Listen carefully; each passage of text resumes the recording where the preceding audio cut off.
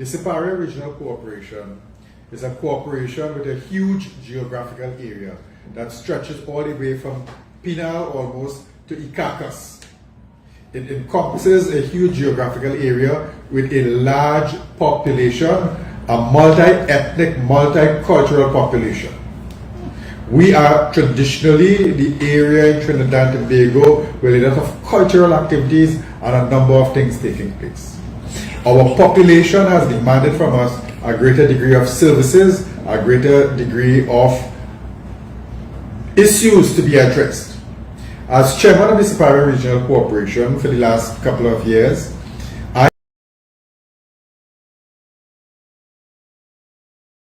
have been confronted with a number of issues in delivering the goods and services to the people of the area. And I want to begin this morning. I know our time is limited, but I want to begin this morning. Our chief problem we are facing now as an opposition-controlled regional corporation is the major lack of funding. The lack of funding has been utilized to disenfranchise us, to ensure that we are not able to deliver effectively the goods and services to the people of the area. Now let me make an important point here before we really get started. You would know in the Siparia Regional Corporation, we were traditionally serviced by a number of large companies, Petrotrin being. With the closure of Petrotrin, there has been a greater demand on the services that are provided by the Siparia Regional Corporation. And whether it be garbage collection, road repair, or any other of the services we provide, there is a greater demand now for the services of the Siparia Regional Corporation. And the required funding has not been allocated.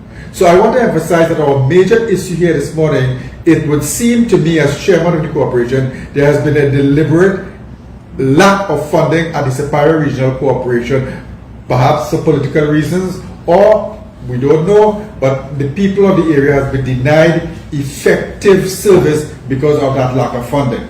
Now, within recent times, you would have heard a lot of talk about local government reform. Most especially, you would have heard that they want to make Siparia a borough. A borough. I have been asking, and my council have been asking, what benefits does that bring for us? Changing from a regional corporation to borough status, is it going to ensure that we are better able to deliver the goods and services for the people of the Siparia Regional Corporation? Are we going to be able to address their needs? Are we going to be able to deliver the goods and services to them? Or is it just a name change? Or is it just a fabrication without any tangible benefits? I am saying that the local government reform is critical, yes, but change of status to the Siparia Borough Council is not in the interest of the people unless there are accompanying benefits to be acquired. I want to highlight that we have been denied funding for a number of these things in the Siparia Regional Corporation. And I would start off this morning. I have my friends here from the media, and they would focus on my office space and the floor outside. The floor is rotten. It is covered up with an old desk. It is covered up with a chair. And it is a danger to members of the public who are here to see me, who are here to discuss the issues that affect them. How am I going to justify to the people of the region a broken floor in the Siparia Regional Corporation? We are here to service them. You understand? There are many major issues, and I have all my councillors and aldermen here this morning. Another major issue that we are being confronted with in the Siparia Regional Corporation is the issue of flooding. You would know that with this rainy season, we have been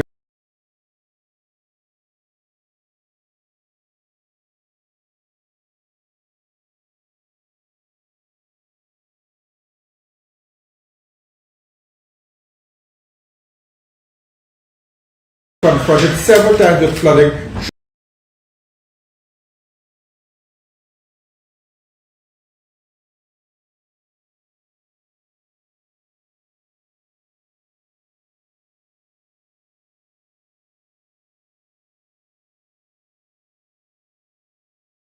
The area, and our residents have been negatively affected by that flooding.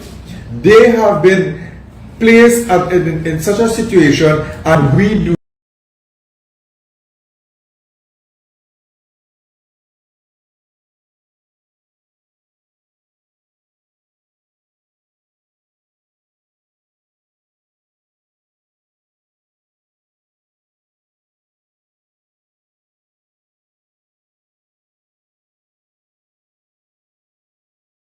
resources, physical, monetary, financial, or otherwise, to assist the residents of the area. And that is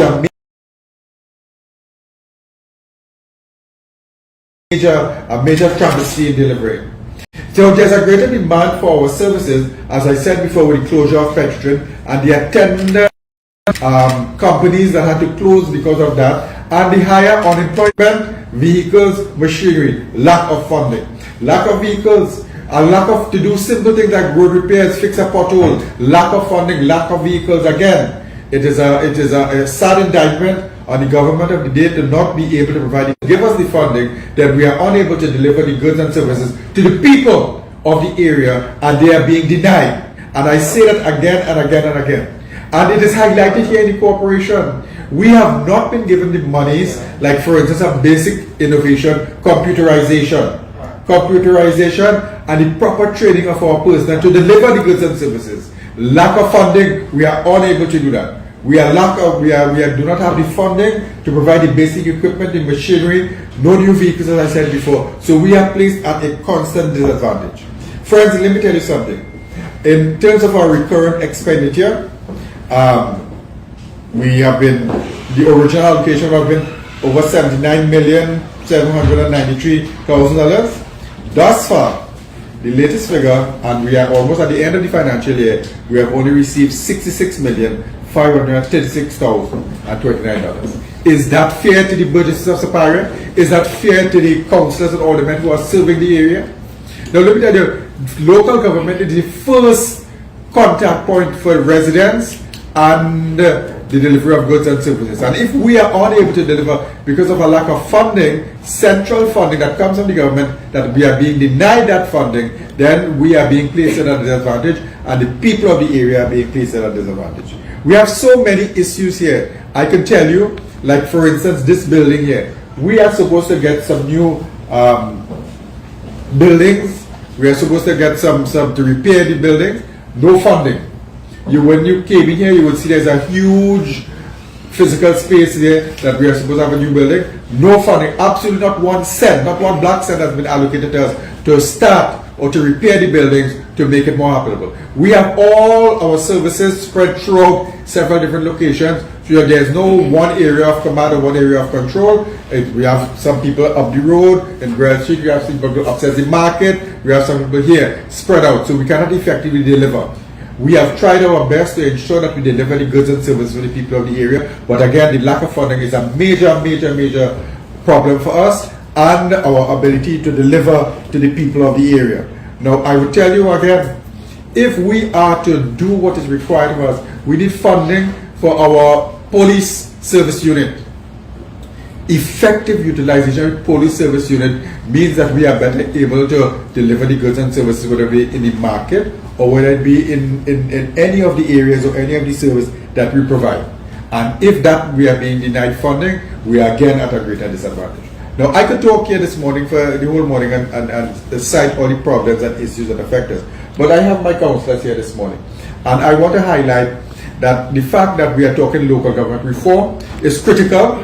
The fact that we want to change Siparia to borough status is also critical. But again, I am asking, what are the attendant benefits without the people benefiting? Are we going to just do a name change for name change alone? Or are we going to do something that will benefit the people, benefit the burgesses? Because I said before, with the closure of Petrotrin and all the other industries, people are being greater demand for our services and people are being denied those services. I don't want to control the discussion this morning. I want to ask my councillors to say a few words and we'll entertain some questions from the media.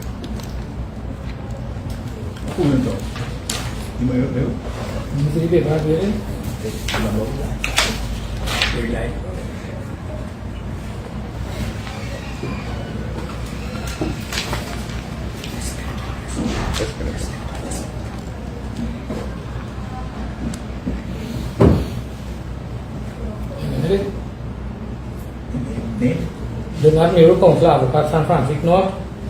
I joined my chairman this morning and my colleagues from the Siparia Regional Corporation. Our main issue here this morning, as the chairman indicated, has been financing. Today I have a listing here of a number of companies and suppliers who have refused to do business with the Siparia Regional Corporation because we owe them a large sum of money. And because these suppliers are refusing to give us a line of credit,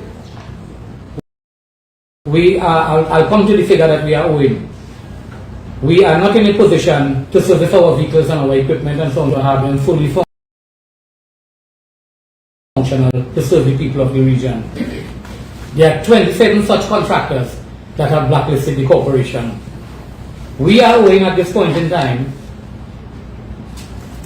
$4,624,073.48. Correct. We are in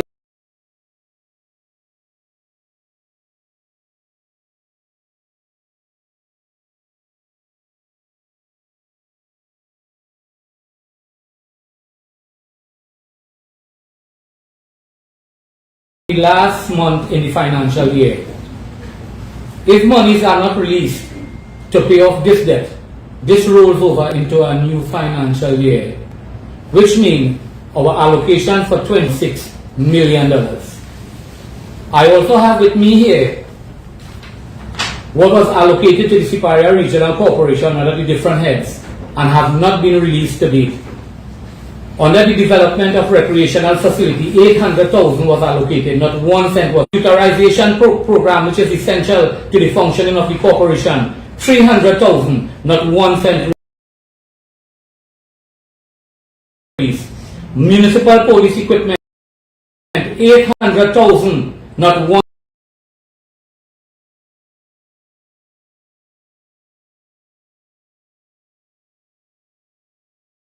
cent released today, the last month in the financial year.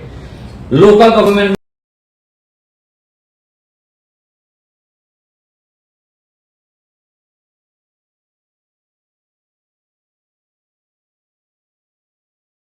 reform and transformation program, $300,000, not 1 cent released today.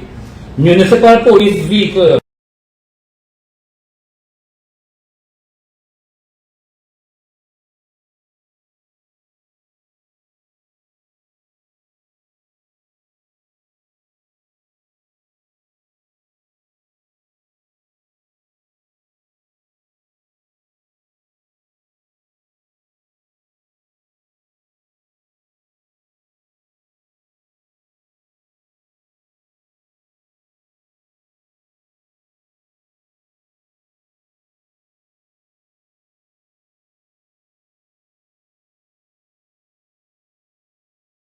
one vehicle gets an outstanding balance of $346,000, which would have been utilized to purchase another vehicle for the police, not released today. $800,000. Out of that $800,000, we had to pay for over $4 million in releases, together with $4.6 million that we currently owe suppliers. That takes us to a total of almost $8 million. I want that the monies are released to the corporation so we can run the corporation effectively and provide the services that are so desired by the burgesses in the region. So I rest my case. $4 million on release that have not been released to the corporation, $4.6 million owing to creditors, 27 contractors blacklisting this corporation for failure to pay our debt. I rest my case. I just want to highlight a point. Earlier this year, we were mandated to have a cleanup campaign. We organized, we had a cleanup campaign, we expended monies. We have been told that we will get $150,000 to cover the cost, to pay our caterers, to pay for the other services. We are almost at the end of the financial year, and thus far not a cent has been released to us. Not one single black cent has been released to us to meet those commitments, to pay those bills. How does that reflect on us as the Siparia Regional Corporation? How does that affect the people? How does that affect our suppliers? How does that affect our burgesses? This is the question being asked. Is it a deliberate effort to sabotage the Siparia Regional Corporation because it is opposition control? Is it a deliberate effort to punish the people of Siparia? Is it a deliberate effort to make people regret what they have done? Or are we going to ensure that we deliver the goods and services based on the will of the people? At the end of the day, as politicians, the will of the people is what will prevail.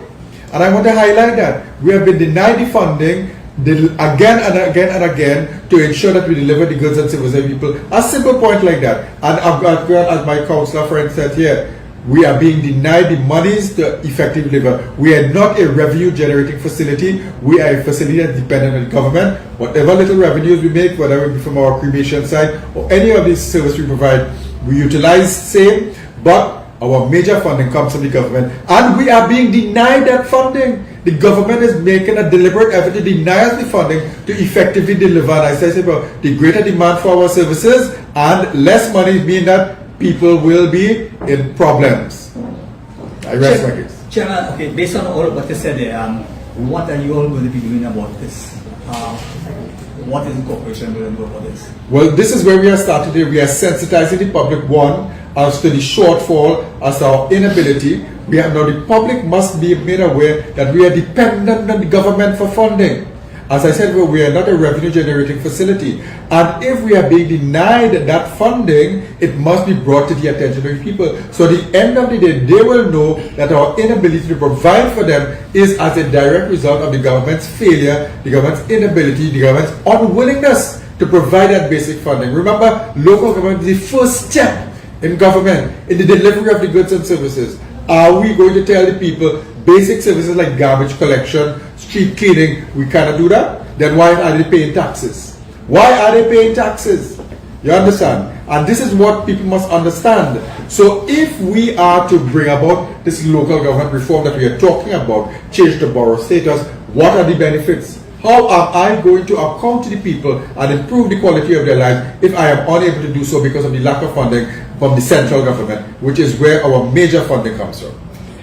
What action you will be taking? I mean, what action are you going to take? We are starting by sensitizing the public, and if we need to go and have represent our cause to the minister himself, we will do it. If we need to go in group and mass on the street, we will do it. If we need to go through the media, we will do it. If we need to get the people of the area to send a message to the government, well, listen here, we cannot be denied those goods and services because we are tax-paying citizens, then we will have to do that. We are seeking all the legitimate means to sensitize the public and to ask the government to meet us halfway. You must remember, South Trinidad Siparia Regional Corporation, the majority of the finances in this country used to come from the oil producing wells, which is in the Siparia Regional Corporation. A number of areas we are revenue generating. If we change the borough status, perhaps we may be able to collect some of the revenues, but that has not been done. And we are still dependent on the central government. If they are not willing to give us the money, then we will have to find alternative ways and means of effectively delivering and let the people know that the government has failed them again and again and again. Based on what you just said there, now we know the same situation arises from the Pinal Regional Corporation, and the members there are saying that they're going to go into the parliament on the 26th. Are you all planning that same? If so, we will join them. We will join them, and we will also undertake our own forms of legitimate protests and concerns to highlight the issues. That is what we are here for. And we will do what is necessary to represent the interests of the people of the Siparia Regional Corporation, and by extension, all of Trinidad and Tobago. Now remember, as a point I made before, we have a huge migrant community that has joined us. And we have to be able to provide and serve as our burgesses first and assist as many as possible. But that can only be done with funding, and we don't have that funding. And the point I'm making is that funding is dependent on the central government, and we are being deliberately denied that funding. Chairman, are you saying that you are going to hit the road? Because we saw some of your councillors here this morning were protesting in Grants Road and Rusilac and so forth. Is this part of your Well, I don't want to preempt our plans. I do not want to overstate. We are having our discussions. We have our plans in place, and we will reveal it in time. But I can assure you, it will be very effective. But we are calling on the government today now, meet us, deliver the money, let us deliver the goods and services, or else we will have to take the appropriate action to highlight to the population and to bring it to the attention of the population and get the services we need. Whatever means necessary in the service of the people of Trinidad and Tobago. One last point I want to make. This term of council will officially come to an end on the 2nd of December. The Prime Minister said that the UNC party puts party first and country second. I want to tell the Prime Minister, if council dissolves on the 2nd and you see it fit to put your internal election on the 4th of December, I really beg the question, who put party before country? You put your internal election 2 days after a council is dissolved, and there are no signs or anything indicating that election is going to come anytime soon. So I'm telling him today that he has put his party before country. Can I invite my friend from CDRS and other councillors to say a few words? Yes, ma'am.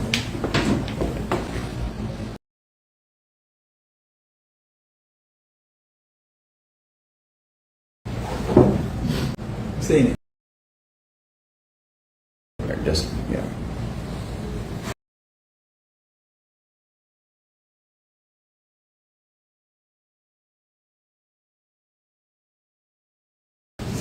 Shankar Tilak Singh, Councillor.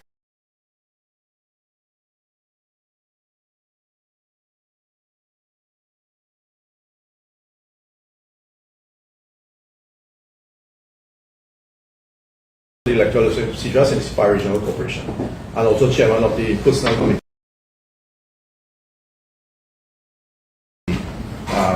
in Council. I point out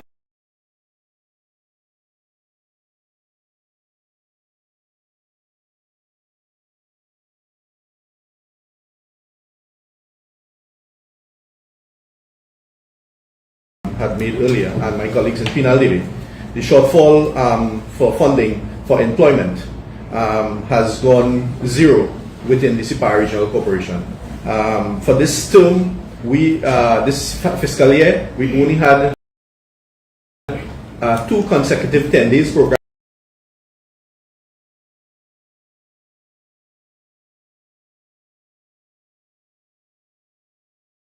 within the Siparia Regional Corporation.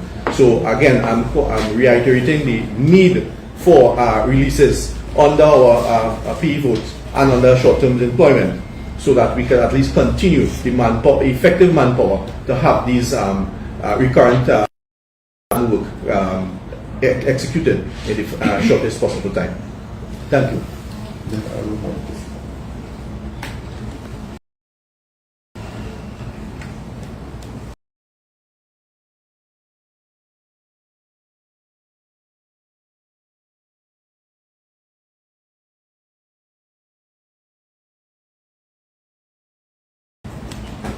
Say your name. Ramona.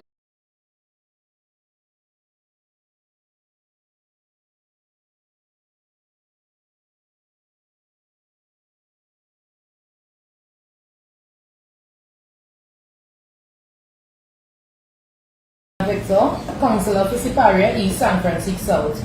Because today it highlights the commitment of us, the UNC councillors within Siparia Regional Corporation, effective service to the Burgesses of the through the region of Siparia.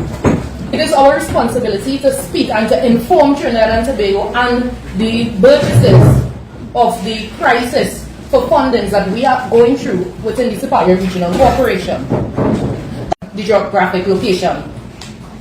And I personally think that this PNM government have declared war on the citizens of Trinidad and Tobago. Because if we cannot effectively deliver services to the Burgesses, then what sense it make?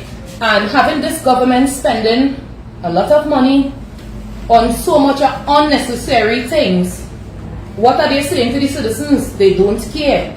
Currently, we at Siparia Regional Corporation, we have 2 water trucks. Both are currently down. One for 3 weeks.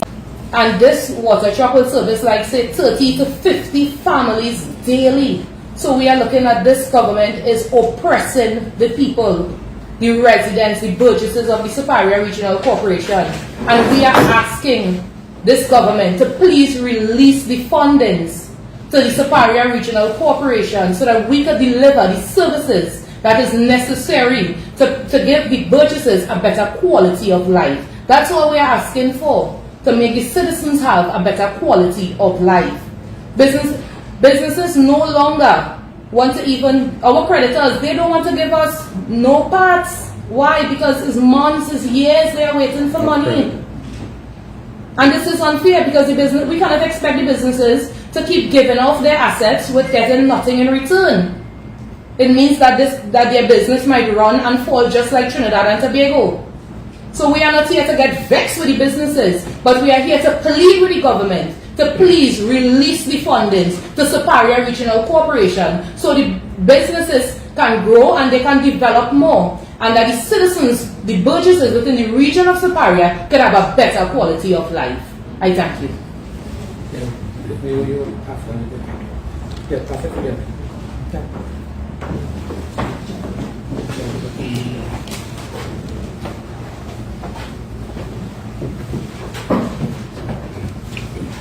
Okay, good morning. My name is Derek Bowen. I'm the Councillor for Mondesir.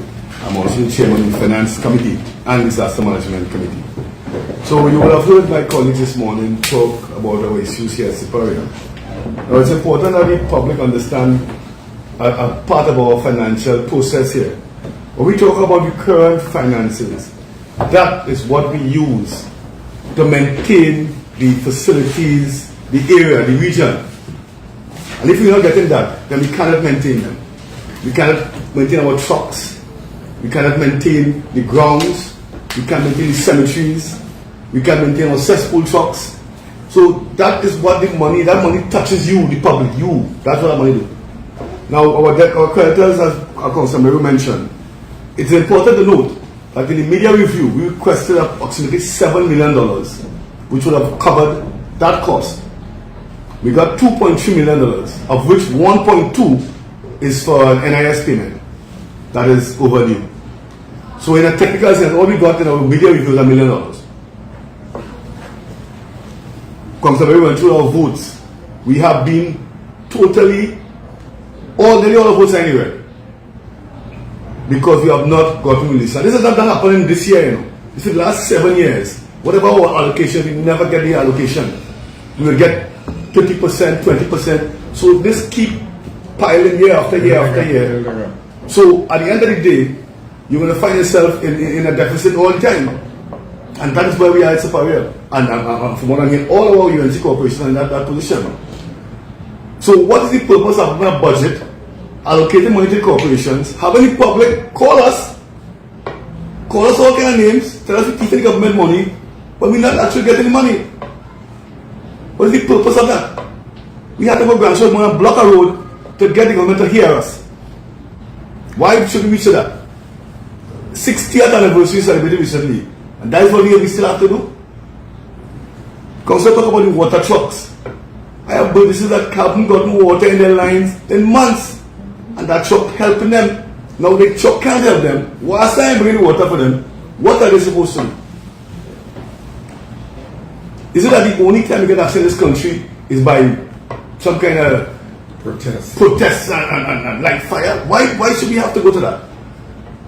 The monies of this country belongs to everybody.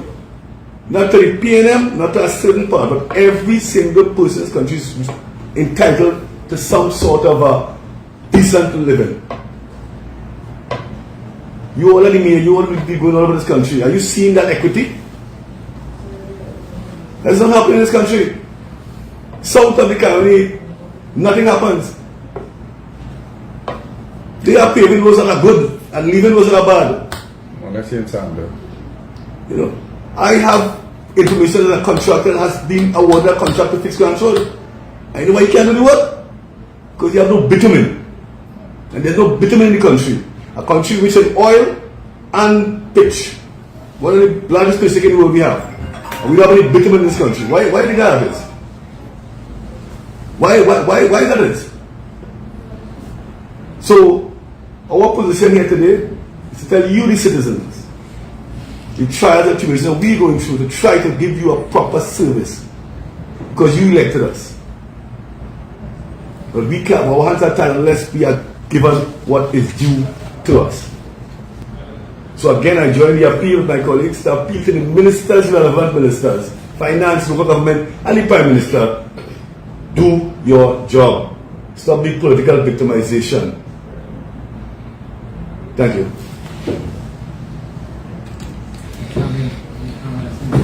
Javin.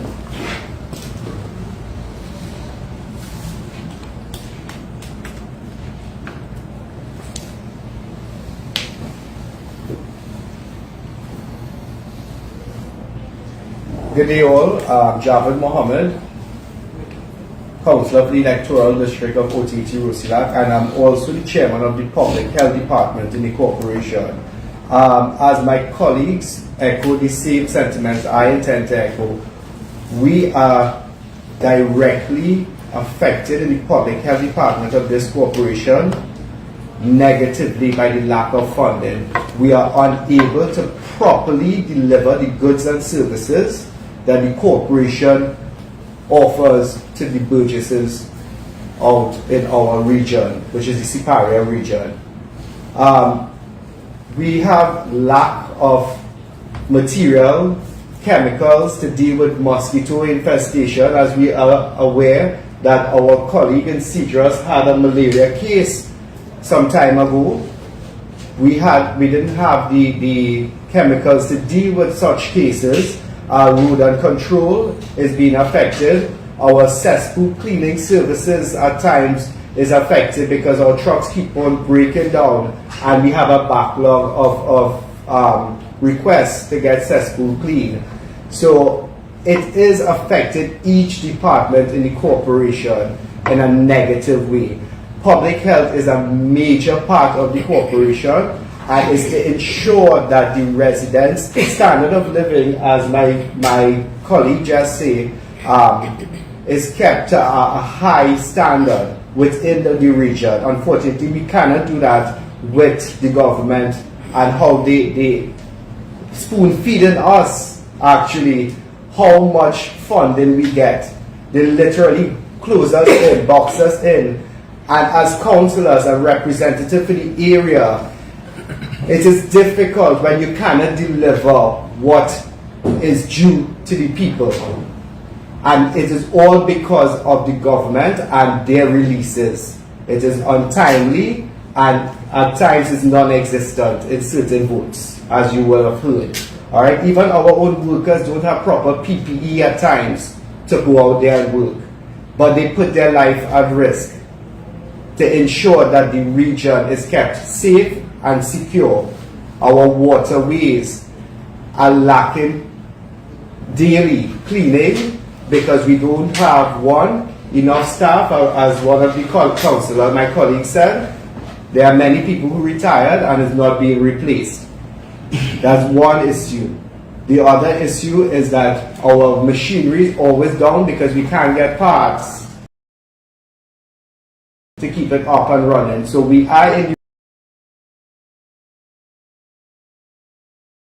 rainy season, and unfortunately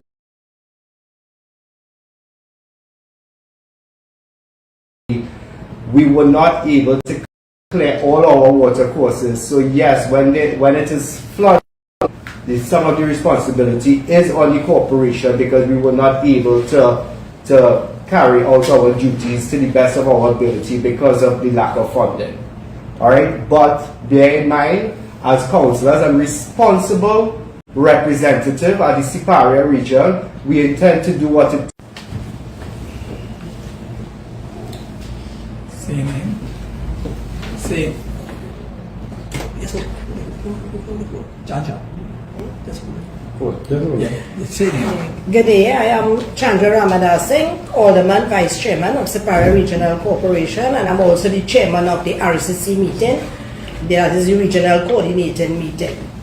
As you see, and as you all will know, that Siparia is not a place to have many media conferences, but this is a must. We had to do this because, as you would have heard, our chairman and all the rest of the councillors state our plight. It is really unbearable right now, and we have no choice but to come out and let the people know because we have run out of excuses in giving them. And it's time. This is not the only one we're going to do. However, we're going to highlight our plight at Siparia. I think it's time for us to do it. This morning we had a roadblock, as you would know, in the Rosalakota-Haiti area. That's not us. It was not us as the alderman, neither councillors. The people of Rosalak are totally fed up. In fact, I guess all of us were in our beds when we phones start to go blinging, and then we have to jump out and realize what is going on. The people are fed up, and some of them fed up are us too, because there is no reason we could give them any more for the condition of the road. And what makes it worse? The worst part of the road fall on the Ministry of Works, not us. Our road, we just still patch it up and have it go in. And we taking the blame, and we taking the buff, and we taking everything from Ministry of Works. Another thing is that at the RCC meeting, you know, that is a meeting where we have all our agency attending. I'm chairman of that meeting. It's very sad to state that we do have the agency coming to the meetings. We wrote to the ministers in charge of these officers and these departments, and they don't come. And you know why? They have no answers for us.